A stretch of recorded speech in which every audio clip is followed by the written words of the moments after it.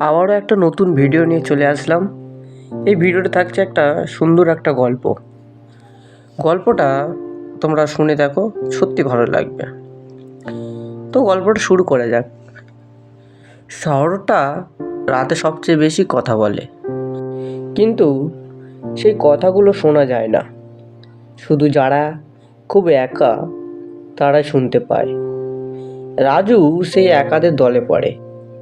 প্রতিদিন রাত 10টার পর সে ছাদের এক কোণে বসে থাকে, হাতে এক কাপ চা, চোখে জমে থাকা ক্লান্তি। নিচে শহরের আলো ঝিলমিল করে, কিন্তু তার ভেতরে কোনো আলো নেই, কোনো আলো জ্বলে না। এক সময় এই ছাদেই দাঁড়িয়েছিল মেঘা। মেঘা বলতো, জানো রাজু, মানুষ আসলে আলো না, মানুষ ছায়া। আলোটা আমরা কাউকে ভালোবাসলে পাই। রাজু তখন হাসতো। আজ বুঝতে পারছে কথাগুলো কতটা সত্যি ছিল। মেঘার সঙ্গে পরিচয় হয়েছিল এক লাইব্রেরিতে। দুজনেই একই বইয়ের দিকে হাত বাড়িয়েছিল, রবীন্দ্রনাথের লেখা শেষের কবিতা বইটির দিকে। মেঘা হেসে বলেছিল, আপনি নিন, শেষের কবিতা আমি আগেও পড়েছি।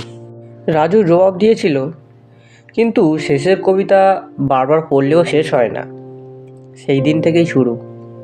কফির কাপ ভাগাভাগি, বৃষ্টিতে ভেজা বাস স্ট্যান্ড, রাতের ফোন কল, সব কিছু ধীরে ধীরে জীবনের অংশ হয়ে গিয়েছিল। মেঘা বলতো, আমরা যদি একদিন আলাদা হয়ে যাই। রাজু বলতো, অসম্ভব। আর এই অসম্ভব জিনিসই সবচেয়ে সহজেই ঘটে। মেঘার বাবা অসুস্থ, চিকিৎসার জন্য শহর ছাড়তে হলো। যাওয়ার আগে মেঘা একটা চিঠি দিয়ে গেল রাজুকে। চিঠিতে লেখা ছিল, রাজু, আমি জানি না ভবিষ্যৎ আমাদের জন্য কী রেখেছে, কিন্তু এটুকু জানি তুমি আমার জীবনের সবচেয়ে সুন্দর একটি অধ্যায়। যদি কোনোদিন আমি না ফিরি, আমাকে মনে রেখো একটুখানি হাসি দিয়ে। কাঁদতে আমি চাই না। রাজু সেই চিঠি বুকের কাছে রেখে বলছিল, তুমি ফিরবে। কিন্তু মেঘা আর ফেরেনি। দুর্ঘটনা, এই একটা ছোট্ট শব্দ যা পুরো জীবনটাকে চুপ করিয়ে দেয়।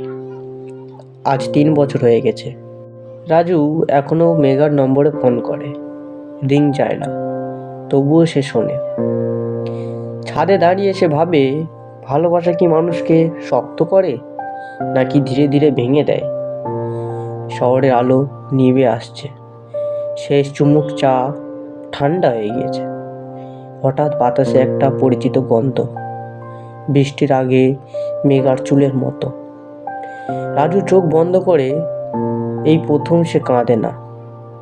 সে ফিসফিস করে বলে, তুমি ঠিকই বলেছিলে মেঘা, মানুষ আলো না, তুমি ছিলে আমার আলো।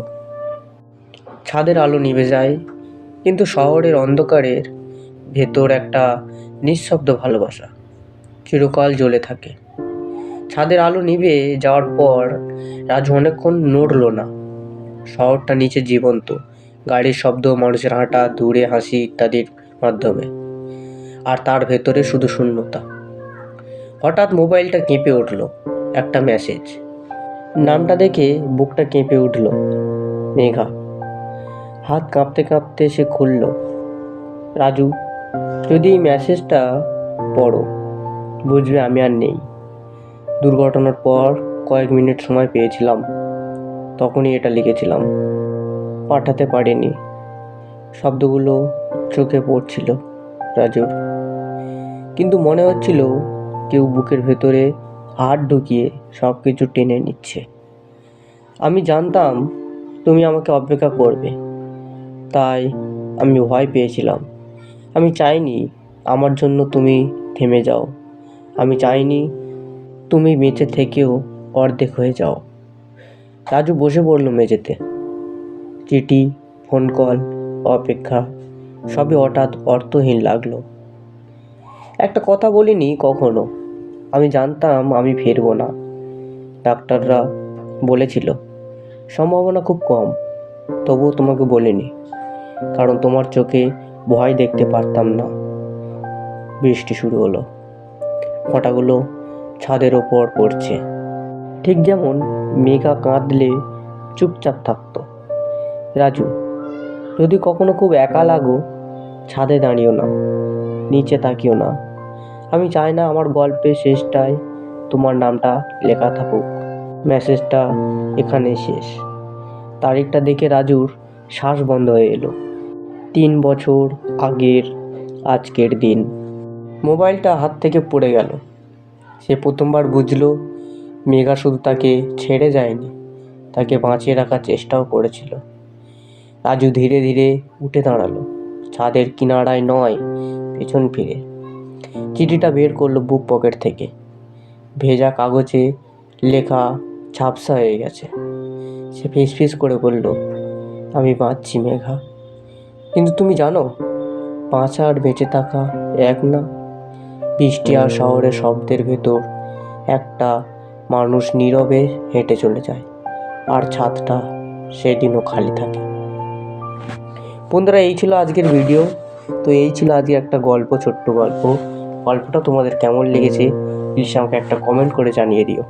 আর যদি গল্পটা ভালো লাগে একটা লাইকের মাধ্যমে জানিয়ে দিও, যাতে আমি আরও অন্য নতুন রকমের ভিডিও নিয়ে, গল্প নিয়ে তোমাদেরকে শোনাতে পারি। তো আজকের মতো বিদায় নিলাম, দেখা হচ্ছে পরবর্তী ভিডিওতে।